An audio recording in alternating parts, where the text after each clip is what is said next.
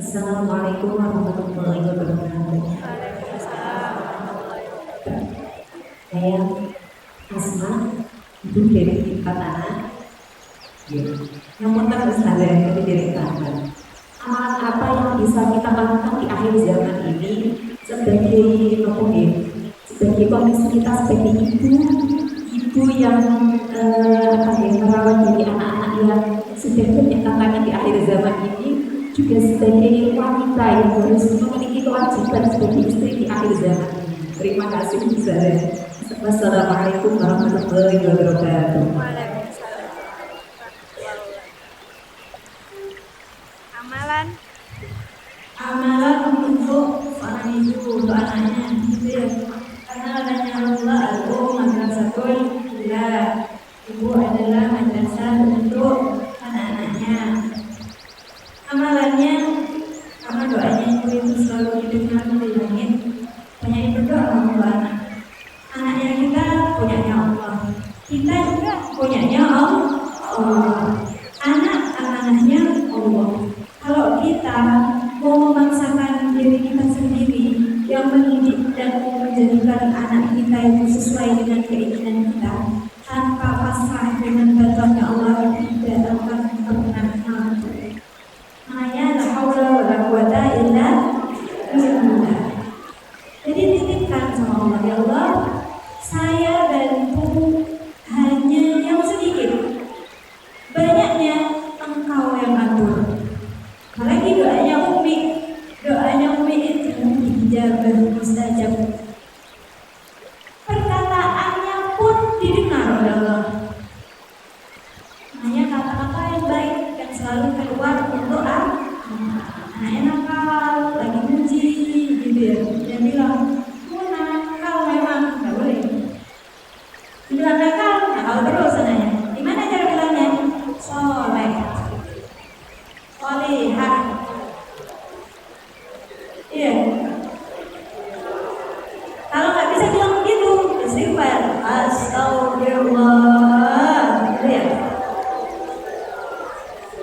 Tergantung ibunya, tergantung uminya. Mau dijadikan bagaimana anaknya, tergantung uminya.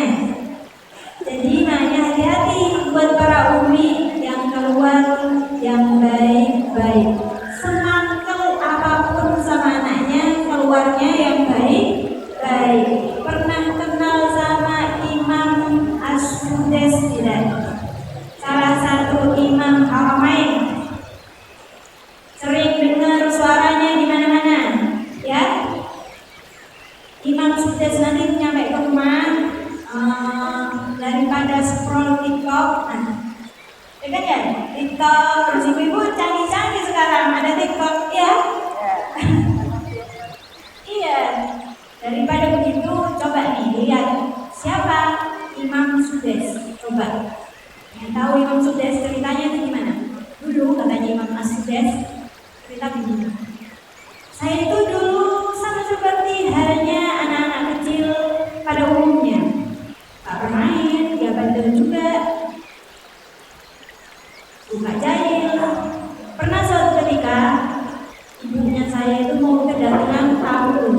Karena mau kedatangan tamu, akhirnya masak yang enak-enak, yang lezat-lezat. Ketika mau ada kedatangan tamu, uminya ini masak yang enak-enak. Udah masak, udah dijejer, udah ditaruh di mejanya. Ada kuah, ada lauk, ada nasi, ada segala macam. Terus udah itu tinggal piring yang belum diambil. Pergi uminya mau ambil piring sama sendok ke dapur. Ketika sampai lagi ke tempat hidangan yang tadi udah dihidangkan, ternyata hidangannya itu semuanya dicampur dengan pasir sama Imam Sudais, sama anaknya. Dituangin pasir, yang dituangin pasir masuk ke kuahnya, masuk ke nasinya, masuk ke lauknya. Gak bisa disaharin kalau pasir. Gimana cara milihnya? Ya kan ya? Semua ditampurin pasir.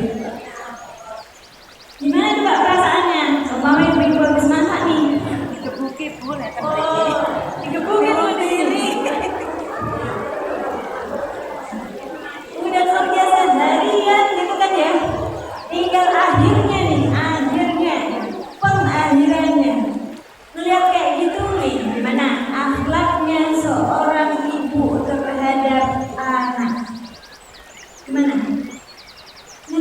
kayak gitu, apa yang keluar dari lisannya uminya emang umi yang baik, umi yang solihah, yang keluar atau uminya mau kayak gini. Ya Allah, hidayah, tolong jadikan ya Allah anak ini nanti menjadi imam Mekah dan Madinah, kata uminya. Dalam keadaan marah, dalam keadaan mangkel, emosi lagi memuncak, doanya begitu. Katanya Imam Sudais bilang, aku berkeyakinan, aku punya keyakinan kepada Allah bahwa sesungguhnya takdirku menjadi imam Haramain Mekah Madinah, imamnya Mekah Madinah sampai 10 tahun menjabat. Imam Sudais, bukan karena diriku yang hebat, tapi karena doa ibu-ibu. Nah, itu selalu diceritakan sama Imam Sudais, kehebatan doa seorang ibu. Jadi itu, kita nggak punya kekuatan Bu, kalau mau gimana sama anak kita, apalagi di zaman ini, benar ya? Ya Allah, anak saya punyanya engkau percayakan, amanahkan kepada saya nggak kuat ya Allah, tolong bantuannya. Kalau berdoa gitu di Fatihahin anaknya. Lihat ibu, banyak kan orang-orang dulu itu kalau sama ada anaknya nih yang paling Masya Allah, nggak boleh bilang nakal ya, yang paling Masya Allah, biasanya ibunya itu banyak selamatan, ya kan ya, diselamatin ini, diselamatin itu, diselamatin ini, diselamatin itu, akhirnya bener. Ternyata beberapa tahun kemudian jalannya dunia terus berjalan, ceritanya berbeda. Anak yang paling Masya Allah kebanyakan menjadi anak yang paling nyenengin nanti masa bayinya. Ceritanya kenapa? Tidak akan sia-sia apapun yang dilakukan oleh seorang mukmin, pasti nanti janjinya Allah, kalau kamu mendoakan anakmu, nanti baktinya pasti akan nyampe ke dirinya kamu, tidak salah alamat, tidak akan disia-siakan oleh Allah. Itu untuk anak. Kalau cara untuk gimana dengan suami, gitu kan ya? Saya juga masih perlu banyak belajar. Memang perempuan itu katanya Rasulullah SAW, wanita itu gampang sebenarnya masuk surga. Nah ini bisa menjadi wanita yang dirindukan surga kalau mengerjakan 4 perkara. Yang pertama, sholat 5 waktunya, nggak bolong-bolong. Bagus puasa Ramadannya, nggak mokel ya. Kalau nggak berhadas, gitu ya. Bukan karena cari baju lebaran, pusing keliling-keliling, akhirnya turun nggak kuat, beli es campur gitu. Di sini ada nggak es campur? Ya, enggak begitu. Yang bagus. Terus menjaga kehormatannya serta taat kepada suaminya, wanita tersebut dirindukan surga.